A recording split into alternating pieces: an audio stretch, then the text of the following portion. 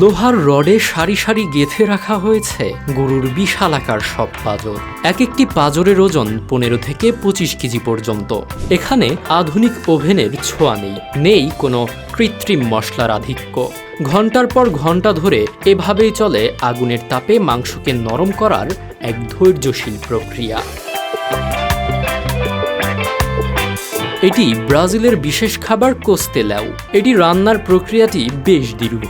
প্রথমে গরুর আস্ত পাঁজরে কেবল মোটা দানার লবণ মাখিয়ে লোহার শিকে গেঁথে মাটির ওপর খাড়া করে রাখা হয়। এরপর মাঝখানে কাঠ বা কয়লার আগুন জ্বেলে সরাসরি শিখার কাছে না রেখে নির্দিষ্ট দূরত্বে রেখে মৃদু আঁচে বসিয়ে রাখা হয়।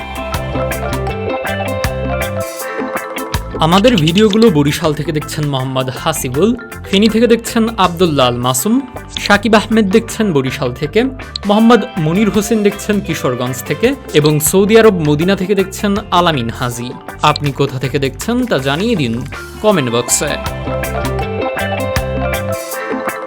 6 থেকে 12 ঘন্টা ধরে চলা এই তাপে মাংসের ভেতরের শক্ত টিস্যুগুলো গলে তরল হয়ে যায়, ফলে রান্নার শেষে হাড় থেকে মাংস খুলে আসে স্রেফ আঙুলের চাপে। প্রতি কেজির দাম 2 থেকে 3 হাজার টাকা হলেও দীর্ঘ এই অপেক্ষার স্বাদ বিশ্বের যে কোনো দামি স্টেককেও হার মানাতে বাধ্য।